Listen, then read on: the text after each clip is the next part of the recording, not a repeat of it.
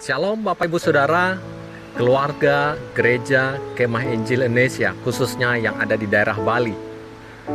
Apa kabar kita semua? Harapan dan doa saya, kiranya kita semua dipenuhi oleh anugerah dan kasih Tuhan yang tidak terbatas ini. Bapak Ibu Saudara, dari tempat ini, saya sekarang sedang ada di Kabupaten Karangasem, khususnya di tempat rekreasi, yaitu Telaga Surya. Tempatnya cukup indah Bapak Ibu Saudara. Dan di bawah sana ada tempat permandian. Jadi kami semua sedang ada di sini, Jemaat Tejaurib. Bapak Ibu Saudara yang sangat diberkati oleh Tuhan, pada saat ini ketika kita akan mengadakan doa 10 hari, yang mesti kita pikirkan, yang mesti kita renungkan adalah bagaimana Allah telah bekerja di dalam kehidupan orang-orang percaya. Rasul Paulus menuliskan di Galatia pasal 5 ayat 18 dikatakan, hendaklah dirimu atau berilah dirimu dipimpin oleh Roh. Sehingga ketika kita memberi diri kita dipimpin oleh Roh, maka Roh itu bekerja di dalam kehidupan kita, menghasilkan buah Roh yang dicatat oleh Paulus. Itu terdiri dari 9, itu kasih, sukacita, damai sejahtera, kesabaran, kemurahan, kebaikan, kesetiaan, kelemah lembutan, dan penguasaan diri. Ketika kita akan memikirkan, merenungkan buah Roh ini, setidaknya kita bisa memikirkan 3 hal. Yang pertama, ketika Paulus menuliskan hal ini, ketika Paulus menyebut perbuatan daging, ia hubungkan dengan kata kerja. Jadi, perbuatan daging itu adalah tindakan kita. Apa yang kita lakukan, apa yang kita kerjakan, sehingga itu membuahkan seperti apa yang dicatat di Galatia pasal 5 ayat yang ke-20 sampai 21. Di situ bagaimana perbuatan-perbuatan itu, ada setidaknya saya catat itu ada 15 perbuatan daging itu. Dan yang kedua, ketika kita melihat hal ini, buah Roh itu adalah kata benda tunggal. Jadi 9 ini itu menjadi satu paket. Dia berbeda sekali dengan karunia Roh. Sehingga ketika kata benda ini dituliskan dalam bentuk tunggal, artinya ini semua bagiannya. Yang ketiga, Paulus memang menuliskan di tempat yang lain, yaitu 1 Korintus 12 ayat 1 sampai 11, di situ ada karunia-karunia rohani.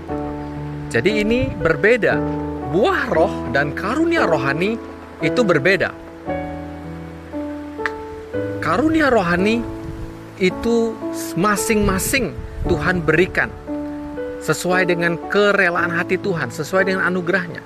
Sedangkan buah Roh itu Tuhan kerjakan oleh Rohnya di dalam kehidupan kita, yang memberi diri kita, yang memberi diri untuk dipimpin oleh Roh. Bapak Ibu Saudara yang sangat diberkati oleh Tuhan, ketika Paulus menuliskan kata kasih di bagian ini, di Galatia 5:22 ini, Galatia 5 ayat 22 ini, Paulus menggunakan kata agape. Dan kata ini tentu berlawanan dengan kata perselisihan yang dicatat di ayat yang ke-20. Oleh karena itu jelas ini adalah kasih yang dinyatakan kepada sesama. Bagaimana kita bisa melakukan itu? Ketika kita memberi diri kita dipimpin oleh Roh Allah, maka Roh Allah akan mengerjakan kasih itu di dalam kehidupan kita. Bapak Ibu Saudara yang sangat diberkati Tuhan, kalau begitu, mari kita melihat apa yang Alkitab katakan tentang kasih. Paulus juga memberi definisi tentang kasih itu di 1 Korintus 13 ayat yang keempat sampai dengan ayat yang ketujuh. Di situ dituliskan kasih itu sabar, kasih itu murah hati, ia tidak cemburu, ia tidak memegahkan diri, tidak sombong, ia tidak melakukan yang tidak sopan dan tidak mencari keuntungan diri sendiri, ia tidak pemarah, ia tidak penyimpan kesalahan orang lain, ia tidak bersukacita karena ketidakadilan, tetapi bersukacita karena kebenaran. Ia menutupi segala sesuatu, percaya kepada segala sesuatu, mengharapkan segala sesuatu, sabar menanggung segala sesuatu. Di ayat 8, 1 Korintus 13 ayat 8 dikatakan begini, kasih tidak berkesudahan. Saya coba lihat terjemahan versi bahasa Inggris, dituliskan di versi NIV. Itu dituliskan love never fails.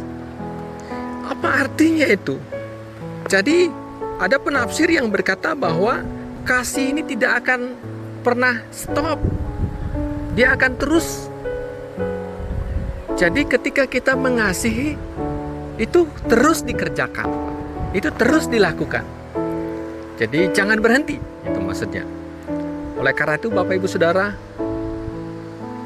kita sering sekali berkata, Pak, saya sudah tidak bisa lagi mengasihi, saya sudah tidak sanggup lagi, sudah cukup kasih saya. Bapak Ibu Saudara, bukan kasih saya, bukan kasih kita, tetapi kasih Allah. Memberi diri dipimpin oleh rohnya, rohlah yang bekerja, Allah yang bekerja. Bapak Ibu Saudara yang sangat diberkati oleh Tuhan, sebagai bagian akhir dari renungan kita pada saat ini, apa yang Alkitab nasihatkan kepada kita untuk kita melakukan tindakan kasih. Ketika kita berbicara kasih, itu masih bentuknya abstrak. Kapan kasih itu menjadi terwujud? Ketika dinyatakan, dikerjakan, dilakukan. Dan hal itu membutuhkan pemberian diri kita. Bagian terakhir yang akan kita renungkan adalah nasihat praktis dari Alkitab. Yang pertama, saya mengutip apa yang Yohanes Pembaptis katakan kepada orang-orang yang datang dan bertanya kepadanya. Di Lukas 3 ayat yang ke-11, saya mendefinisikan langkah praktis ini sebagai langkah praktis untuk kasih. Di Lukas 3 ayat 11 dikatakan, barang siapa mempunyai 2 helai baju, hendaklah ia membaginya dengan yang tidak punya. Dan barang siapa mempunyai makanan, hendaklah ia berbuat juga demikian. Jadi membagikan sesuatu yang kita miliki. Mungkin kita berpikir, wah harus sesuatu yang besar. Tidak, di sini dikatakan, Yohanes Pembaptis mengatakan hal-hal yang kita miliki saat ini.